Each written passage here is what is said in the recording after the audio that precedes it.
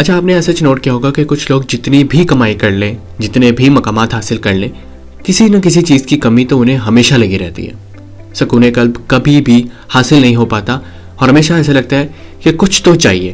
کچھ نہیں سر، بہت کچھ چاہیے. سو ہائی ہیلو السلام علیکم، ثاقب علی اسپیکنگ. اور آج ہماری گفتگو ایک ایسے کامیاب اور اندرونی طور پر تباہ کر دینے والے موضوع پر ہے جس کا نام ہے ہیٹس یعنی حسد. مولا علیہ السلام فرماتے ہیں کہ جس شخص نے حسد کو اپنا شوق اپنایا گویا اس نے اپنی ذلت کی بنیاد خود رکھی.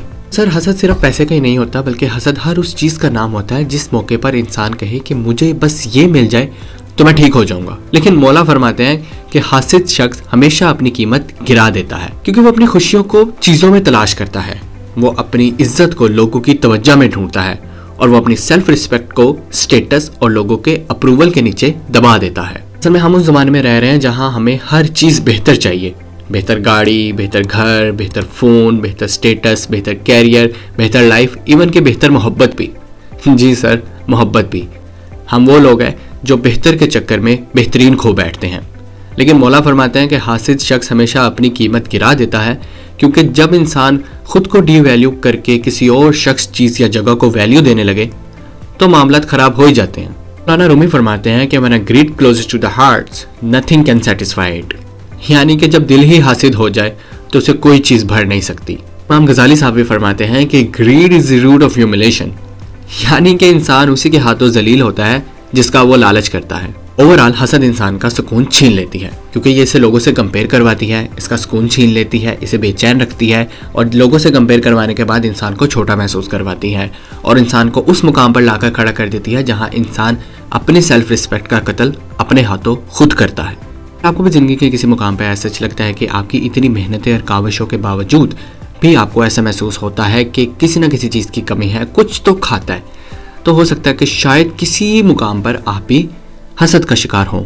ایسا ضروری نہیں ہے لیکن ہو بھی سکتا ہے میری جان، کیونکہ کیا ہے جانی، زندگی میں نا قیمتیں چیزوں کی نہیں ہوتی بلکہ انسان اور اس کے دل کی ہوتی ہے. اور جب رفتہ رفتہ آپ حسد کرنے لگ جائے تو آپ کی چیزوں میں سے برکتیں خالی ہوتی جاتی ہیں. وہ کہتے ہیں نا، بڑھتی عمر کے ساتھ ساتھ وقت پہ بھی برکت نہیں رہتی. اسی طرح اگر حسد کرتے رہے تو جانی خوشیاں کیا خاک پائیں گے ہم. لیکن لوگ باز نہیں آتے سر، کیا کریں. عوام کو رشتے توڑنا آسان لگتا ہے لیکن سوری نہیں کہہ سکتے. کیوں؟ کیونکہ وہ حسد کرنے لگ جاتے ہیں. کچھ زیادہ ہی بول گیا فلو میں نکلتے نکلتے.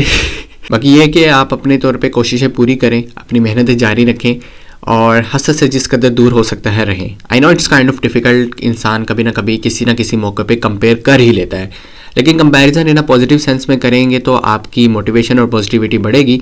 ہاں، لیکن اگر نیگیٹیوٹی اور حسد کریں گے تو جانی برکتیں اور خوشیاں زندگی سے ایسے نکل جائیں گی جیسے، سمجھ رہے نا.